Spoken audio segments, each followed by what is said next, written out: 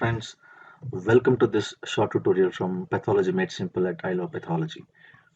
Today's topic is P53 gene, one of the tumor suppressor genes. The learning outcomes for today's tutorial will be we will know what is P53 gene, what are its functions, how it regulates the cell cycle, and what happens if P53 is inactivated, and how it is inactivated, and what are the various cancers associated with P53 mutation. P53 gene, this is a tumor suppressor gene. It's called so because its activity stops the formation of tumors. This particular gene is located on the short arm of chromosome number 17 and it was first discovered in the year 1979. The P53 protein is the product of P53 gene, where P stands for a protein and 53 stands for the weight of the protein, that is 53 kilodalton. Okay, it is located in almost all normal tissues and it's very unstable and degrades very quickly. And we need to know that this is one of the most commonly mutated gene in cancer. Now, what are the functions of P53 gene? The main function is it regulates the cell cycle. Okay, it helps in DNA repair and it also promotes apoptosis. We will understand these functions in detail in the next few slides. Okay, so basically it prevents neoplastic transformation either by the cell cycle arrest or by triggering apoptosis. A quick recap of the normal cell cycle. Okay, we know that the normal cell cycle is composed of M phase, the G1 phase, S phase, and the G2 phase, where G1 is a gap 1 and G2 is a gap 2. The G1S and the G2M are the two important checkpoints.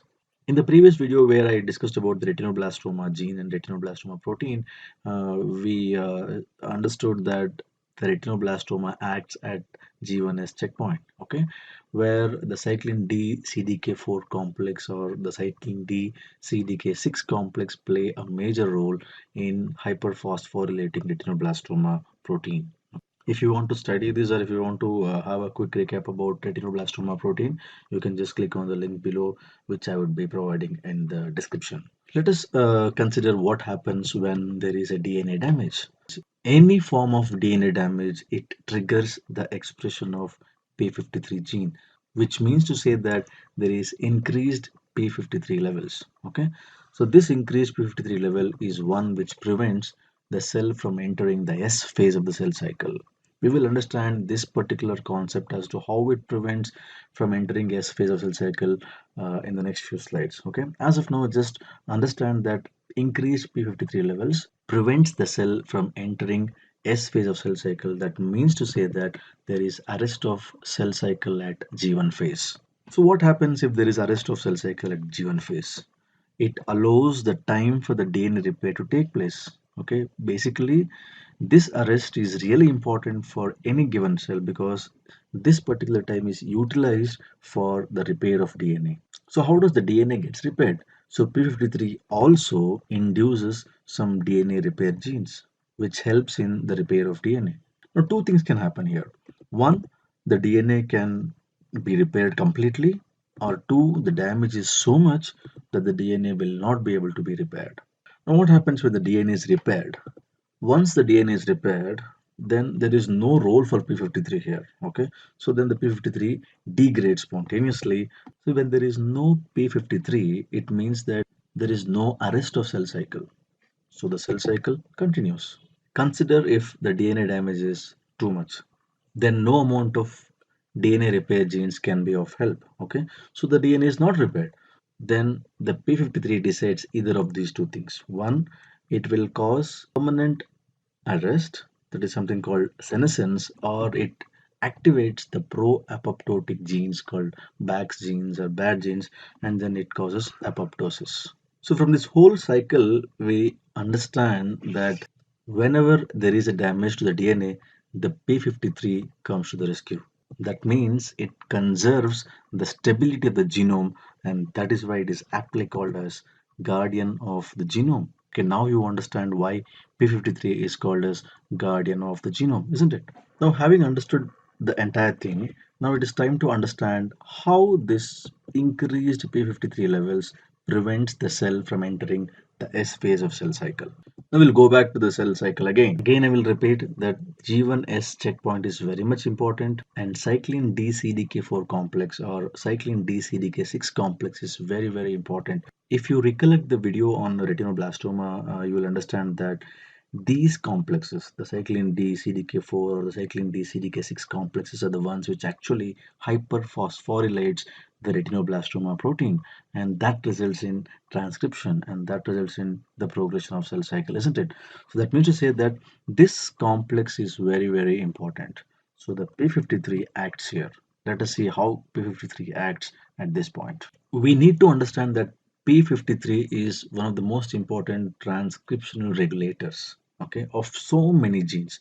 One of the genes named WAF is also regulated. So what it does is it sits on the promoter region of this particular gene and then results in increased production of WAF proteins, and these proteins are called P21. So what P21 does is it blocks the CDK4 cyclin D complex.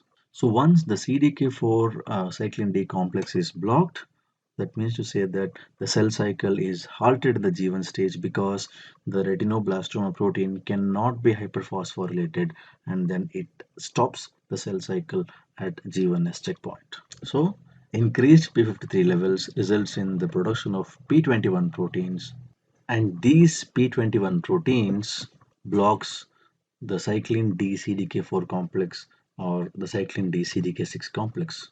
That's how the cell cycle gets arrested at G1S checkpoint. Now, let us understand how this P53 protein is regulated.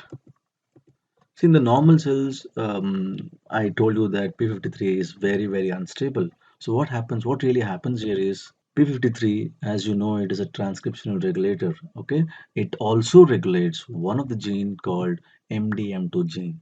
So this results in the production of MDM2 proteins. So what this MDM2 protein does is it goes and binds the P53 and forms P53 MDM2 complex. So this complex degrades by ubiquitin mediated pathway, resulting in degraded P53 and the release of MDM2 proteins, which can be utilized for degradation of some more P53 proteins. So this is what happens in normal cells. Okay, so that is the reason why P53 is very, very unstable protein. Okay, now let us see what happens whenever there is a damage to the DNA. So in those cells with damaged DNA, there is already MDM2 protein available. P53 is also there, but what really happens here is that P53 gets phosphorylated.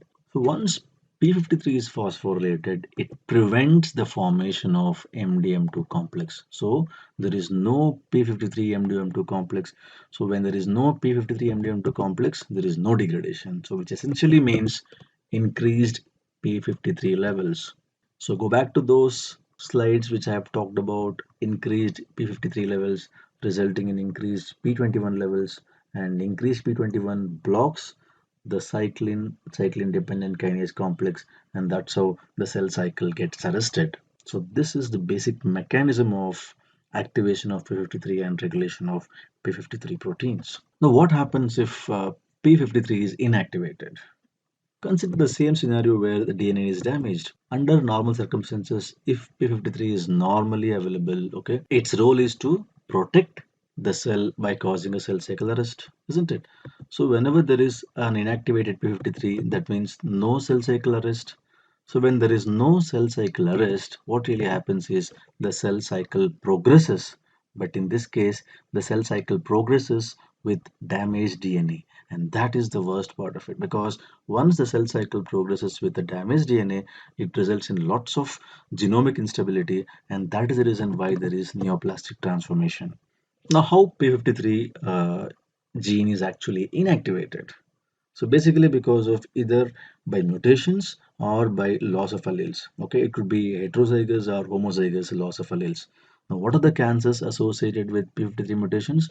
Most of the human cancers are associated with P53 mutations. That is very, very important. But most commonly, the breast carcinomas, the colorectal carcinomas, the liver, lung, and ovarian cancers are the ones which are most commonly implicated by mutations in P53 genes. So, in summary, we understood what P53 gene is. We understood in detail about the functions and the way it regulates the cell cycle. And we also came to know what will happen if P53 is inactivated and how it is inactivated and various cancers associated with P53 mutation. Thank you for watching. If you like this video, please hit the like button. Please do comment. Don't forget to subscribe this channel for more videos to come, and then please do share. Thank you.